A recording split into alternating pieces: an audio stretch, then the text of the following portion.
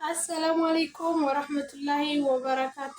ውድና የተከበራችሁ የዚህ ቪዲዮ ተከታታዮች በሙሉ ሰላም፣ እንዴት ናችሁ? እኔ ደህና ነኝ አልሐምዱሊላህ።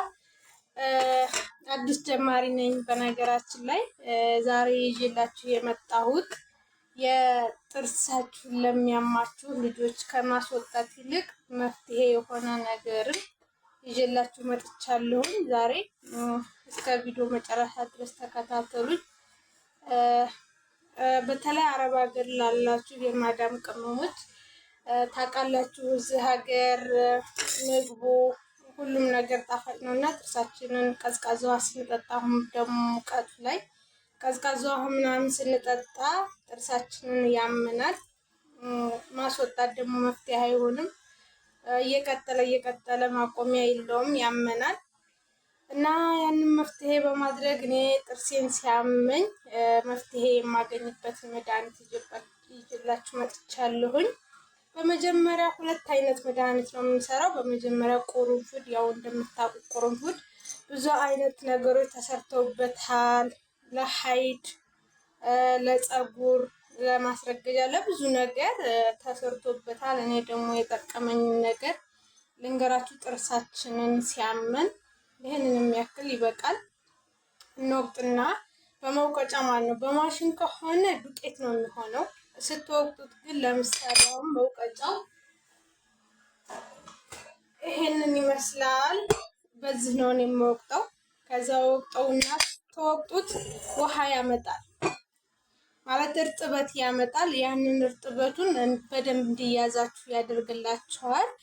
ያንን የወቀጣችሁትን ልክ የሚያማችሁ ጥርሳችሁ ላይ እዛ ላይ ታረጉና በጥርስና በጥርሳችሁ ነክሳችሁ ትይዙታላችሁ። ያቃጥላል፣ የማቃጠል ስሜት አለው። ምራቃችሁ ሲመጣ እየተፋችሁ እሱን እስከ መጨረሻው ድረስ ይዛችሁ መፍትሄ ታገኛላችሁ። ሌላኛው ነገር ደግሞ ይሄ ነው። አድሩስ አይደለም፣ አድሩስ እንዳይመስላችሁ። እኔ መጀመሪያ ጊዜ አድሩስ ነበር የመሰለኝ። በኢትዮጵያ ምን እንደሆነ ስሙ አላውቀውም። በአረቦቹ ግን ሙር ይሉታል። ምሩ ነው የሚባለው። ይሄንን ተወቅጡና ይሄንንም ማለት ነው። ይሄንን ተፈለጋችሁ መፍጨትም ትችላላችሁ። ይከሰከሳል። በነገራችን ላይ ልክ እንደ አድሩስ ነው። መልኩም አድሩስ ነው የሚመስለው፣ ሽታው ነው እንጂ የሚለያየው። ከዛ ይሄንን ተወቅጡና ወይም በመፍጫት ትፈጩና ሙቅ ውሃ ላይ ማለት ነው። ሙቅ ውሃ ታፈሉና ለምሳሌ ያክል እዚህ ጋር ሙቅ ውሃ አለ፣ እዚህ ጋር ሙቅ ውሃ አለ። ይሄ ደግሞ ኮብ ነው። ልክ የፈጨሁትን ይሄ ሙሩን እዚህ ላይ ኮቡ ላይ አረግና ሙቅ ውሃ አረጋለሁ ማለት ነው። ያው እንደምታዩት ሙቅ ውሃ አረግበታለሁ። መጀመሪያ የተፈጨው ነበረ።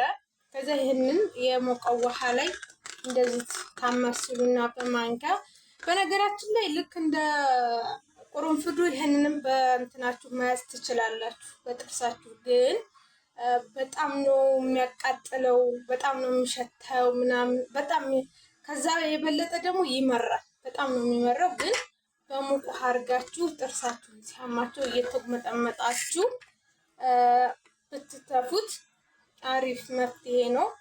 ከማስነቀል ወይም ለጊዜያዊ ህመም ማስታገሻ ከኒና ወይም መርፌ ከመውሰድ እነዚህ ቤት ውስጥ ከሚሰሩ ነገሮች መፍትሄ ማግኘት እንችላለን። ሰብስክራይብ፣ ላይክ፣ ሸር እያደረጋችሁ አዲስ ነኝ አበራታቱኝ። መልካምነትን ለራስ ነው እላለሁ። አመሰግናለሁ። በቀጣይ ደግሞ ቪዲዮውን ከወደዳችሁት እኔ ተጠቅሜ የጠቀመኝን ነገር እያመጣሁኝ እሰራላችኋለሁ። አመሰግናለሁ።